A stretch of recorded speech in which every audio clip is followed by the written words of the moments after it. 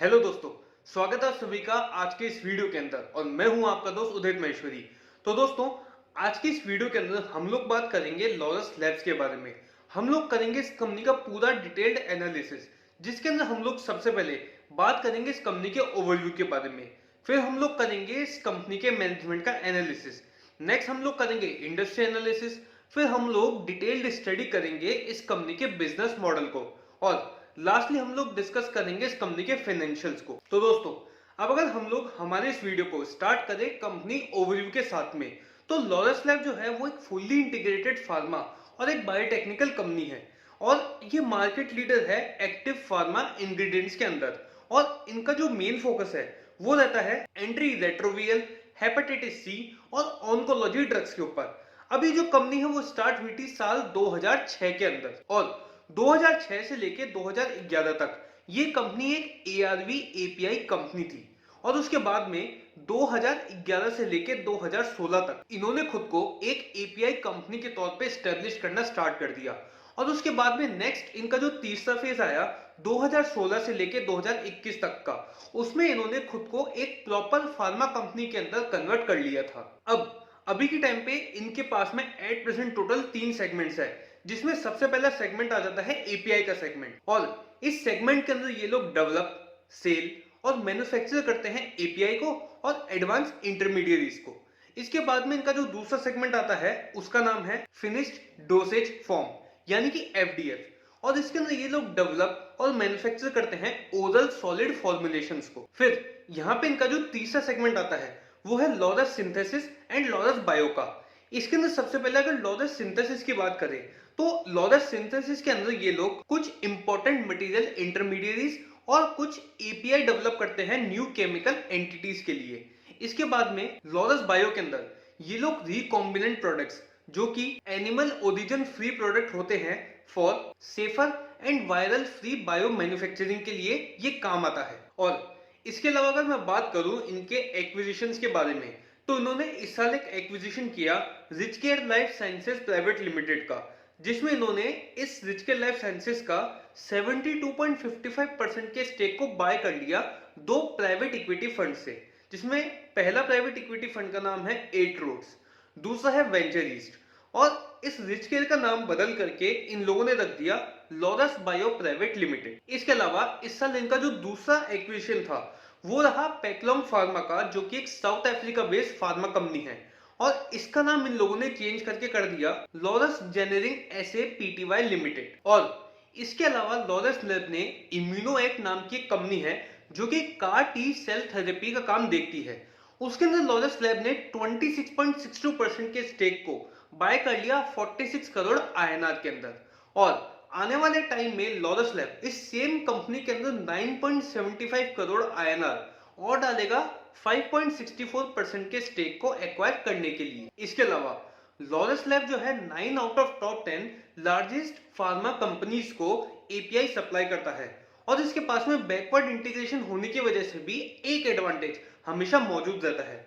और इसके अलावा लॉरस लैब जो है 80% उन सप्लायर्स को एआरवी सप्लाई करता है जो कि एआरवी टेंडर्स के अंदर पार्टिसिपेट करते हैं। और इस फील्ड के अंदर एक फुल्ली इंटीग्रेटेड प्लेयर होने की वजह से इसके पास में हमेशा से ही एक एडवांटेज रहता है सुपीरियर मार्जिन प्रोफाइल का as compare to non integrated players in that same category. और इसके अलावा इनकी जो सीडीएमओ सब्सिडरी है लॉरस सिंथेसिस प्राइवेट लिमिटेड, उसने एक multi year supply contract sign किया है ग्लोबल लाइफ साइंसेस के साथ में। और इस कॉन्ट्रैक्ट के अंदर लॉरस सिंथेसिस सबसे पहले तो जो एग्जिस्टिंग कैपेसिटी है एपीआई के लिए, उस एग्जिस्टिंग कैपेसिटी को यूज करते हुए एपीआई को मैन्युफैक्चर करेगा और उस एपीआई को सप्लाई करेगा। और इसके साथ साथ में एक एपीआई के लिए एक अलग से मैन्युफैक्चरिंग प्लांट को भी सेटअप किया जा रहा है। और इस प्लांट को सेटअप करने के लिए जो केपेक्स का खर्चा आएगा उसको सबसे पहले तो लॉन्ग टर्म कमर्शियल एडवांस से फुलफिल किया जाएगा apart from sponsoring development cost. तो दोस्तों, अभी तक अगर आपको इस वीडियो में कुछ भी नया जानने को मिला लॉरस लैब के बारे में, तो प्लीज दोस्तों हमारे इस वीडियो को लाइक करना, शेयर करना और हमारे इस चैनल को सब्सक्राइब करना भी ना भूलें। साथ ही साथ में प्लीज प्रेस कीजिएगा बेल आइकन को, ताकि कोई भी नया वीडियो जब भी मैं डालूं तो उसका नोटिफिकेशन सीधा आप तक पहुंच जाए और वो वीडियो आपसे मिस ना हो। तो अब अगर हम लोग हमारे इस वीडियो में आगे बढ़े और नेक्स्ट बात करें इस कंपनी के मैनेजमेंट के बारे में, जिसके अंदर हम लोग बात करेंगे डॉक्टर सत्यनारायण चावा के बारे में। तो मिस्टर सत्यनारायण चावा इस कंपनी के फाउंडर हैं और इस कंपनी के एट प्रेजेंट सीईओ भी हैं और इनके पास में केमिस्ट्री के अंदर पीएचडी है और मास्टर की डिग्री है। अब लॉरेंस लैब को फाउंड करने से पहले इन्होंने काफी जगह पे काम किया है, जैसे कि मैट्रिक्स लेबोरेटरीज लिमिटेड के अंदर इन्होंने as a chief operating officer काम किया था और इसके अलावा इन्होंने रेनबैक्सी लेबोरेटरीज के अंदर, वेरा लेबोरेटरीज लिमिटेड के अंदर और वॉरिन लेबोरेटरीज लिमिटेड के अंदर भी काम किया है और इनके पास में काफी अच्छा खासा वैल्यूएबल एक्सपीरियंस है इस इंडस्ट्री के अलग अलग डोमेन के अंदर और पर्टिकुलरली एपीआई का जो डेवलपमेंट का प्रोसेस है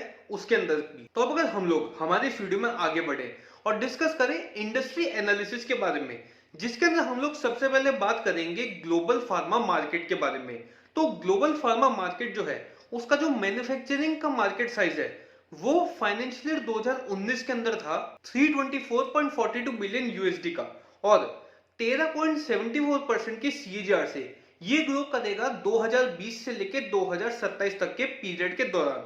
और इस ग्रोथ के अंदर सबसे ज्यादा कंट्रीब्यूशन आएगा इमर्जिंग फार्मा मार्केट से, जो कि अंडर डेवलप कंट्रीज से निकल करके आएंगे आने वाले टाइम के अंदर। तो अब अगर हम लोग नेक्स्ट यहाँ पे बात करें एपीआई इंडस्ट्री के बारे में, तो एपीआई की जो इंडस्ट्री है साल 2020 से लेके साल 2027 तक ग्रो करेगी सिंगल डिजिट सीएजीआर के अंदर और 2027 एंड होते होते इसका जो मार्केट साइज है वो पहुंच जाएगा 364.17 बिलियन यूएसडी तक। और एपीआई का जो मार्केट है उसके अंदर कैप्टिव एपीआई सेगमेंट जो है, जो कि एपीआई के मार्केट के अंदर मेजॉरिटी स्टेक होल्ड करता है, वो काफी अच्छे से ग्रो करेगा आने वाले टाइम के अंदर because of easy availability of raw material and because of heavy investment made by big players in emerging markets manufacturing facilities को और अच्छे से डेवलप करने के लिए। अब नेक्स्ट अगर हम लोग यहाँ पे देखें जेनेरिक मार्केट को,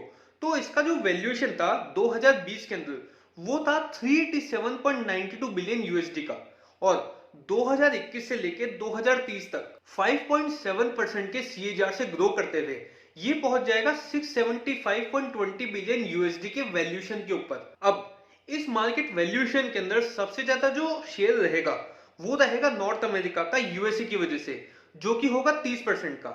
वहीं पे एशिया पैसिफिक का जो शेयर रहेगा वो रहेगा 130 बिलियन यूएसडी का, जिसके अंदर सबसे बड़ा कंट्रीब्यूटर रहेगा चाइना 54% के साथ में। इसके बाद में नंबर आएगा जापान का, जो कि ऑलमोस्ट 22% कंट्रीब्यूट करने वाला है और हमारा इंडिया रहेगा तीसरे नंबर पे 13% के साथ में। नेक्स्ट अगर हम लोग बात करें कॉन्ट्रैक्ट रिसर्च एंड मैन्युफैक्चरिंग के सेक्टर के बारे में, तो 2019 से लेकर 2025 तक ये ग्रो करेगा 7% के सीएजीआर से और इस सेगमेंट के अंदर इंडिया के पास में बेटर अपॉर्चुनिटी आएगी as compare to North America, as compare to Europe because of better cost advantage. और साल 2030 तक इस मार्केट की वैल्यूएशन पहुंच जाएगी जो कि एस्टिमेटेड है 40 बिलियन यूएसडी तक। तो अब अगर हम लोग हमारे इस वीडियो के अंदर नेक्स्ट बात करें इस कंपनी के बिजनेस मॉडल के बारे में, जिसके अंदर अगर हम लोग इस कंपनी के प्रोडक्ट पोर्टफोलियो को देखें तो इनका जो सबसे पहला सेगमेंट है वो है एआरवी एपीआई का सेगमेंट, जिसके अंदर ये लोग डेवलप, मैन्युफैक्चर और सेल करते हैं एपीआई को और एडवांस इंटरमीडिएटरीज को। अब इसके अंदर ये लोग अलग अलग तरीके के प्रोडक्ट्स को और सर्विसेज को अपने कस्टमर्स को ऑफर करते हैं, जैसे कि anti retroviral, anti diabetic, cardiovascular, oncology और प्रोटोन पंप इनहिबिटर्स, इन नामों के प्रोडक्ट और सर्विसेज ये अपने कस्टमर्स को ऑफर करते हैं। अब इस सेगमेंट के अंदर इनके पास में टोटल 4 मैन्युफैक्चरिंग फैसिलिटीज है और इन चारों मैन्युफैक्चरिंग फैसिलिटीज की टोटल प्रोडक्शन कैपेसिटी है 4186 केएल की। इसके अलावा 1000 केएल की कैपेसिटी का एक प्लांट अभी अंडर एक्सपेंशन है। अब फाइनेंशियल ईयर 2020-21 के अंदर इन्होंने टोटल 292 पेटेंट्स को फाइल किया था यूएस एफडीए के पास में, जिसमें से 150 जो इनके पेटेंट थे उसका अप्रूवल यूएस एफडीए से इनको मिल चुका है। अब यहाँ पे इनका जो दूसरा सेगमेंट है वो है लॉरस जेनेरिक एफडीएफ का, यानी कि फिनिश्ड डोसेज फॉर्म्स।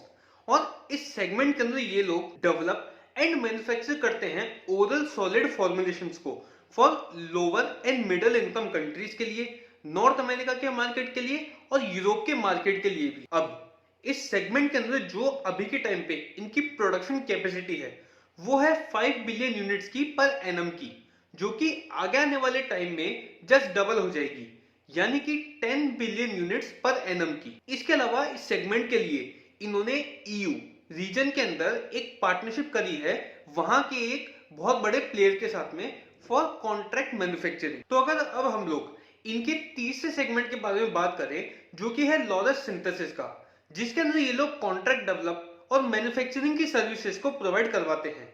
इसके अलावा इन लोगों के पास में स्टेरॉइड्स और हार्मोन मैन्युफैक्चरिंग कैपेबिलिटी भी है, और ये जो सारे इनके प्रोडक्ट हैं, इनकी सर्विसेज है, ये प्रोवाइड करवाते हैं इसको ग्लोबल फार्मा कंपनीज को। और इसके साथ में ये लोग सेल और मैन्युफैक्चर करते हैं स्पेशलिटी केमिकल्स को, जो कि यूज होते हैं डाइटरी सप्लीमेंट्स के अंदर और कॉस्मेटिकल प्रोडक्ट्स के अंदर भी। और इस सेगमेंट के अंदर इनके पास में एक डेडिकेटेड मैन्युफैक्चरिंग फैसिलिटी है स्टेरॉइड्स और हार्मोनल इंटरमीडिएट्स की मैन्युफैक्चरिंग के लिए, जिसकी जो प्रोडक्शन कैपेसिटी है वो एट प्रेजेंट है 137 KL।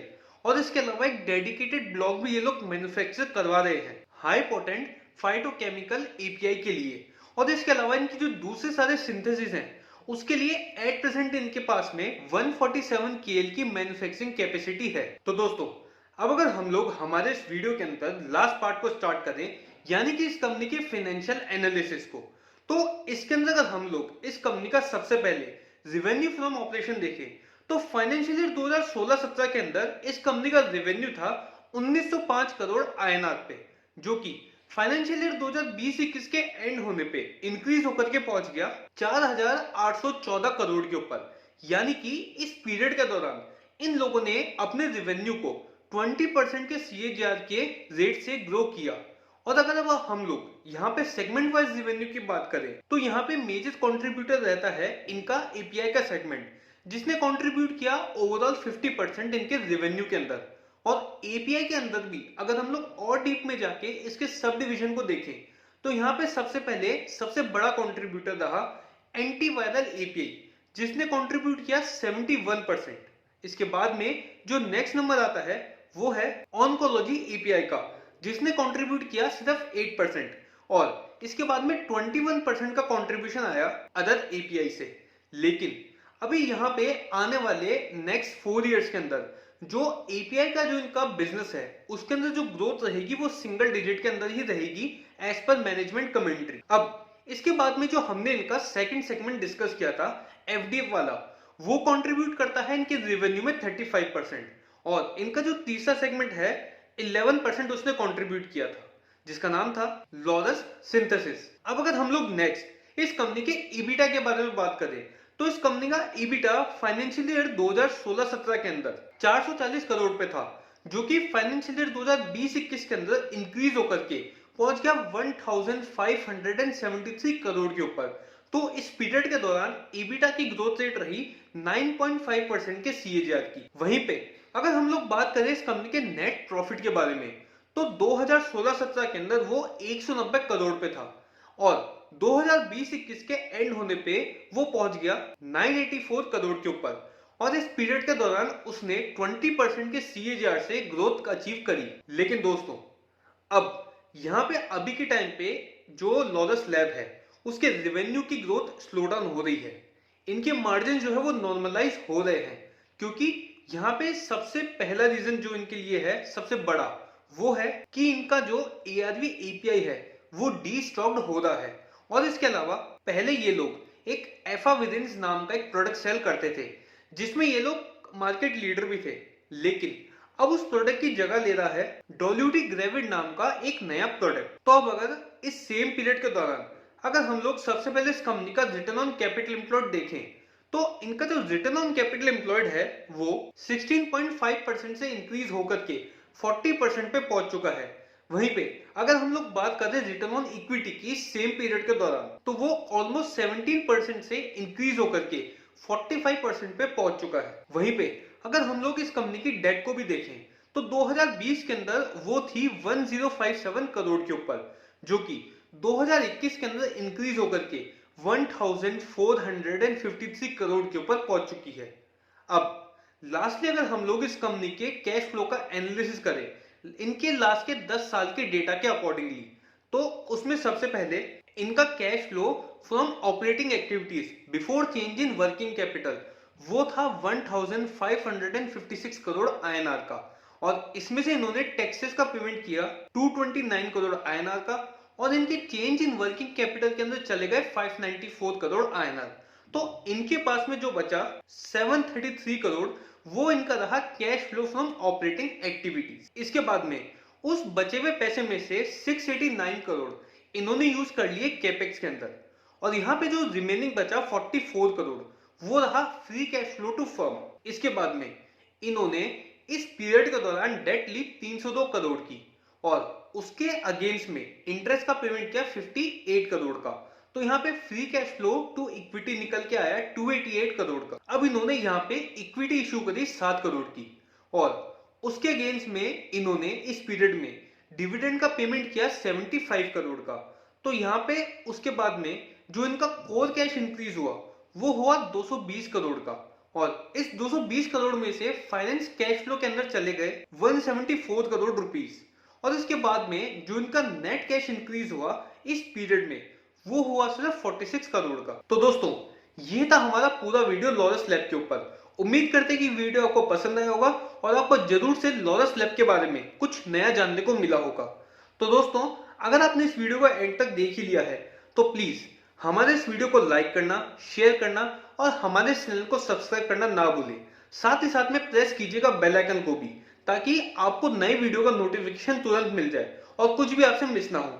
इसके साथ साथ में अगर वीडियो को आपने पूरा देखा है और आपको लगता है कि लॉरस लैब आपके पोर्टफोलियो का पार्ट होना चाहिए, तो दोस्तों मैं नीचे लिंक डाल रहा हूं डिस्क्रिप्शन में अपस्टॉक्स का। अगर आपने अभी तक अपना डीमेट अकाउंट नहीं खोला है तो अभी उस लिंक पे क्लिक कीजिए और अपना डीमेट अकाउंट खोलिए और अपनी इन्वेस्टमेंट की जर्नी को आज ही स्टार्ट कीजिए। तब तक के लिए धन्यवाद।